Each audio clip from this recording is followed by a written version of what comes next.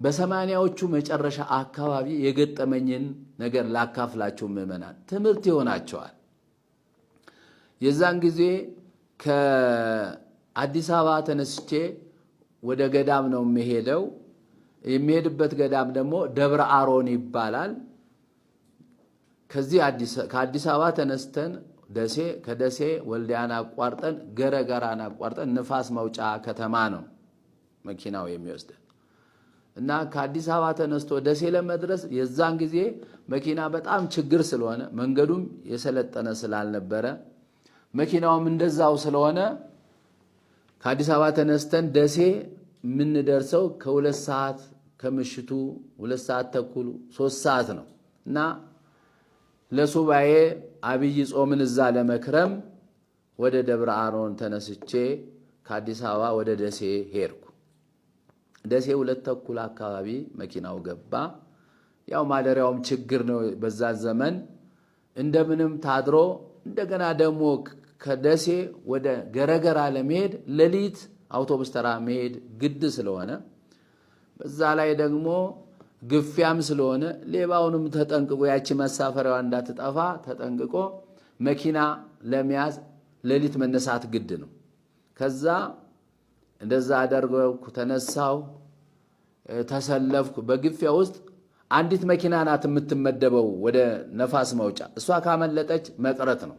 ስለዚህ እንዳይሆን ሌሊት መውጣት ያስፈልጋል፣ መታገል ያስፈልጋል፣ ሰልፍ መሰለፍ ያስፈልጋል እና ተሰልፌ ተራው ደርሶኝ ገባሁ ማለት ነው መኪናው ውስጥ።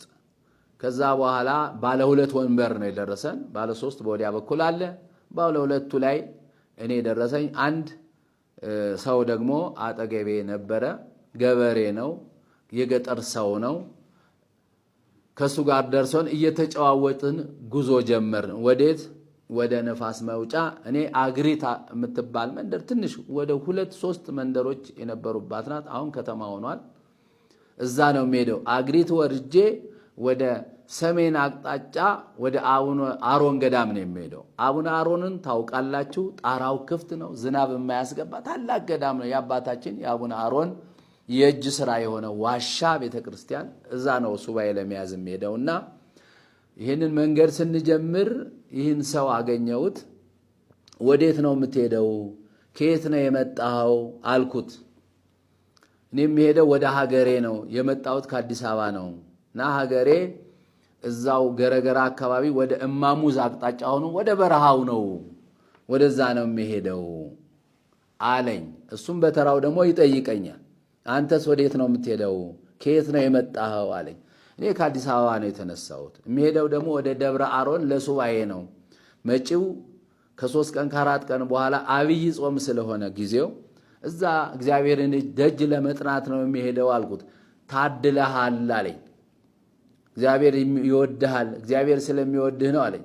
አይ እኔን ብቻ አይደለም እግዚአብሔር የሚወደኝ አንተንም ጭምር ነው እና እግዚአብሔር የሚወደው እኔን ብቻ ሳይሆን አንተንም ስለሆነ ከቻልክ አብረን እንሂድ።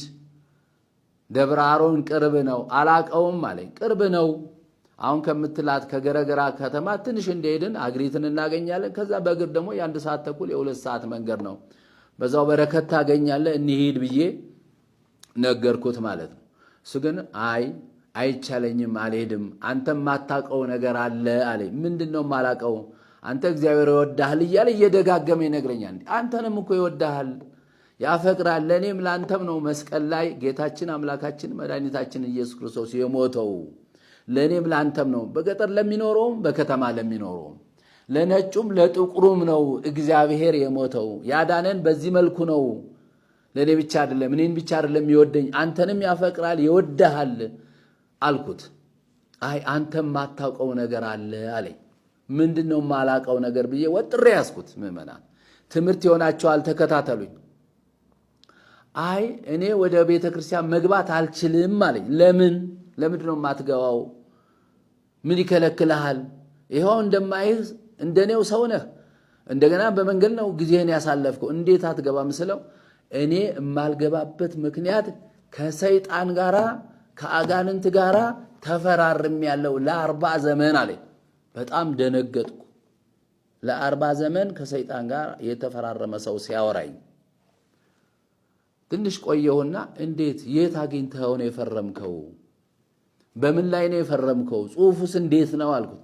አንተ እንደምታስበው አይደለም። አሁን የት እንዳገኘሁት እንዴት እንዳስፈረመኝ አትጠይቀኝ።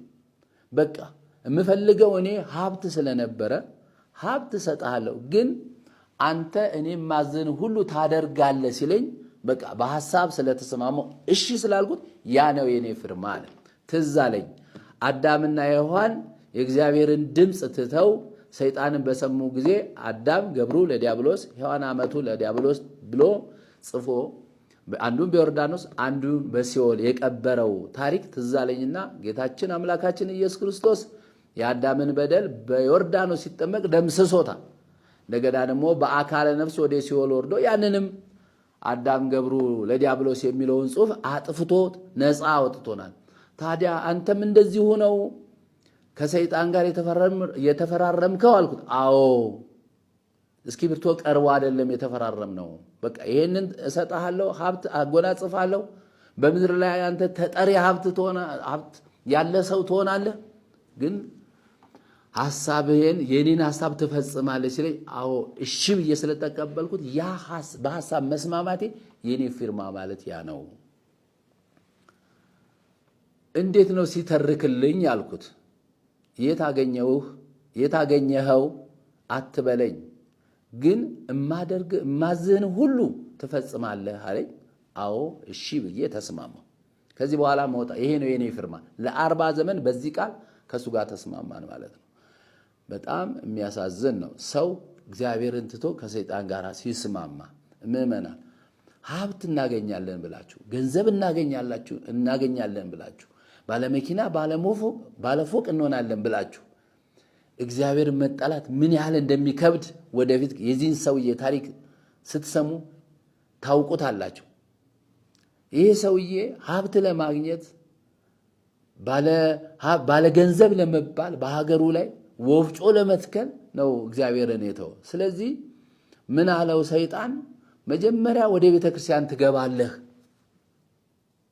ከገባህ በኋላ ማይተምህን ትበጥሳለህ ቤተ መቅደስ ገብተህ። ከዛ ደግሞ ወይ የእጅ መስቀል ወይ የማጠኛ መስቀል ወይ የመጾር መስቀሉን ታወጣና በእግርህ ትረግጠዋለህ። ሶስተኛ ደግሞ ቤተ ክርስቲያን ውስጥ የማይገባ ነገር ታደርጋለህ አለኝ። አሁን ቃሉ ለቤተ ክርስቲያን ስለማይነገር ጸያፍ ስለሆነ ነው የማላነሳው። ሶስተኛውን ነገር መስቀል ትረግጣለህ ብሎታል። ማህተምን ትበጥሳለህ ብሎታል። ሶስተኛው ነገር ደግሞ ጸያፍ ነገር በቃ የሆነ ኃጢአት ትሰራለህ አለው። ለቤተ ክርስቲያን ስለማይገባ ነው። ንጽሕት ስለሆነች ቤተ ክርስቲያን በጌታችን በኢየሱስ ክርስቶስ ደም የተመሰረተች ስለሆነ ያ ቃል ለቤተ ክርስቲያን የማይስማማ ስለሆነ በቃ ክፉ ነገር ታደርጋለህ አለው። እሺ ተስማማ። ይሰው እምቢ እንዳይል መጀመሪያ እሺ ብሏል። እንዴት አድርጌ እገባለሁ ወደ ቤተ መቅደስ ይለዋል። እኔ ያሳያለሁ ይላል። በእኩለ ሌሊት ወስዶ ማን እንደከፈተው ሳያውቅ ሰውየው ወደ ቤተ መቅደስ ይገባል። ልክ ቤተ መቅደሱ ጋር ውስጥ መሃል ሲደርስ መቅደሱ ውስጥ ገብቶ መጀመሪያ ማህተቤን በጠስኩ አለ። ከዛ ደግሞ ከመንበሩ ላይ አንስቼ የእጁን መስቀል መጾር መስቀል መሬት ላይ ጥዬ ረገጥኩት፣ ተረማመድኩበት። አቤት የእግዚአብሔር ቸርነት! አሁን ቤተ መቅደስ ውስጥ ገብቶ ይህን ሲያደርግ እግዚአብሔር ለዚህ ሰው ርኅራኄ አድርጎለት ነው እንጂ ምሕረት አድርጎለት ነው እንጂ እዛው ማጥፋት ይችላል። የኛ ጌታ ታጋሽ ስለሆነ ነው። ከና ኃጢአታችን ስለማያጠፋን ነው። የምሕረት ቀን ስለሚጨምርልን ነው እንጂ ሰውዬ በዚህ ሰዓት እዛው ማጥፋት ይችል ነበር። እግዚአብሔር ግን ታገሰው። እኛንም እኮ አሁን ታግሶን ነው በቤተ መቅደስ ስንገባ ስናስቀድስ ኃጢአታችንን በደላችንን ሳያስብብን ወደፊት ይመለሳሉ እያለ እግዚአብሔር ቀን እየሰጠን ነውና ምእመናን ከኃጢአታችን መመለስ አለብን። ይሄ ሰው ግን በመቅደሱ ገብቶ ክሩን በጠሰ፣ መስቀሉን መረማመጃ አረገው፣ ረገጠው። ከዛ ያንን የሚያስከፋ ነገር አደረገና በእኩለ ሌሊት መውጣት ጀመረ ማለት ነው። ልክ የገጠር ቤተ ክርስቲያን አስተውላችሁ ከሆነ ከቤተ መቅደሱ ውጪ 2 አጥሮች አሉ። ሰርክል የሆኑ አጥሮች አሉ። ዙሪያውን ገባው 2 አጥሮች አሉ። ስለዚህ ያንን አጥር ወጥቶ ሲጨርስ ሲነግረኝ ልክ እንደጨረስኩ አጥሩን የሆነ ነገር መጥቶ ራእይ ላይ ተቀመጠ። ራሴ ላይ ሲቀመጥ ላይ ሲዋሃደኝ ይሰማኛል አለ። እንደገናም ስልቻ ያዝ ብሎኝ ነበረ። ልክ ያን ስልቻ ከገረገራው እንደወጣው ያ የሚጫነኝ ነገር ሲሰማኝ በስልቻው ብር ሞላልኝ። አሁን እንግዲህ ይሄ ሰው ባለጸጋ ሊሆን ነው፣ ባለ ወፍጮ ሊሆን ነው፣ ባለ መኪና ሊሆን ነው፣ በዚህ ዓለም ላይ ባለጸጋ ሊሆን ነው፣ ግን እግዚአብሔርን እያጣ ነው። ሰው በዚህ ዓለም ላይ ያለው ንብረት ሁሉ የሱ ቢሆን እግዚአብሔርን ካጣ ምን ይጠቅመዋል? ምን ይረባዋል? ተብሎ በወንጌል ተጽፏል። አሁን ይሄ ሰው ግን እግዚአብሔርን አላሰበም፣ ባለጸጋ ብቻ መሆን የፈለገው። አሁን እንደገና ሰይጣን በመታት በስልቻው ብር ሞላለት። ከዚህ በኋላ ምን አረክበት የሚል ጥያቄ አቀረብኩለት። ገጠሩን በሙሉ ወፍጮ በወፍጮ አደረኩታል። ወፍጮ ያልተከልኩበት ቦታ የለም። ገጠሩ ላይ በጣም ከ50 ከ60 በላይ ቁጥሩን በየጊዜው መትከል ይችላልው አለ። ስለሰለቸኝ ነው እንጂ ከ60 በላይ ወፍጮ በየገጠሩ ተከያለሁ አለ። ነገር ግን አለ ወዲያው ያዘነን ውስጡ ሲናገር እየደማ ነው የሚሰማኝ እኔ የማየው። ምክንያቱም ገንዘቡን ካገኘ በኋላ እግዚአብሔርን ከተወ በኋላ አልጠቀመውም ሰይጣን። የፈለኩትን አልበላም አለ። ግን አለኝ ብር የፈለኩትን አልበላም፣ የፈለኩትን አልጠጣም፣ ያሰኘኝ ሰዓት አልበላም፣ ያሰኘኝ ቦታም አልተኛም። ደዌ ተቆራኝቶኛል፣ ታማሚ ሆኛለሁ። የምታየኝን ልብስ አሁን የለበስኳትን ልብስ ብቻ ነው መልበስ የሚፈቀድልኝ። በእውነት የዛ ጊዜ እንደኔ ሆናችሁ ብታዩት ኖሮ በቃ ማጠብም ያልታጠበ ልብስ እንደው ውላው ላይም ተባይ ያለበት ልብስ ነው ለብሶ ያለው እንዳለብስ አረጋኛለሁ። ግን ባለወፍጮ ነኝ፣ ባለብር ነኝ፣ ልብስን መልበስ አልችልም ማለት። ባለወፍጮ ነኝ፣ ባለብር ነኝ፣ ብዙ ቤት አለኝ፣ ምግብ መብላት አልችልም ማለት። ሁሉ ነገር አለኝ፣ መጠጣት አልችልም። ይሄ ሁሉ ከልክሎት እንደገና ባለብር ያሰኛል። ሰይጣን እንደዚህ ነው የሚያደርገው። እግዚአብሔር ግን የምንለብሰውን ልብስ ነው የሚሰጠን። እግዚአብሔር የምንመገበውን ምግብ ነው የሚሰጠን። እግዚአብሔር ብር ሲሰጠን የምንጠጣበት የምንመገብበትን ብር ነው የሚሰጠን። የማይሰስት አምላክ ነው። ሰጥቶ ንፉግ የማይሆን አምላክ ነው።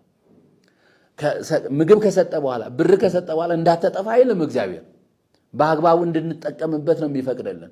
ሰይጣንን ከሰጠ በኋላ እንዳንበላው ያስረናል፣ በበሽታ ያስረናል፣ ልብስ እንዳንለብስ ባለሀብት ያደርገናል፣ ግን ልብስ እንድንለብስ አይፈቅድም። እንደዚህ አስሮት ለ40 ዘመን ተዋውሎ ሰውዬ ይኖራል።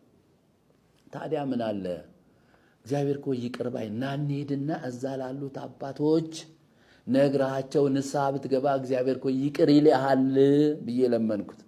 አይ ይገለኛል፣ እሱ ካለኝ መስመር ውስጥ መውጣት አልችልም። ቤተክርስቲያን አትሄድም ለዘላለም አልኩት።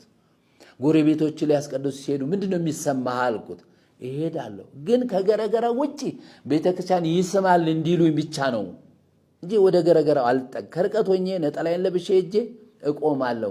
ቤተክርስቲያን እንደሚሄድ ያዩኛል እንጂ ከገረገራው አላልፍም። ከአጥሩ ወደ ውስጥ መግባት አልችልም። ያችን ከተላለፍ ይገለኛል አለ።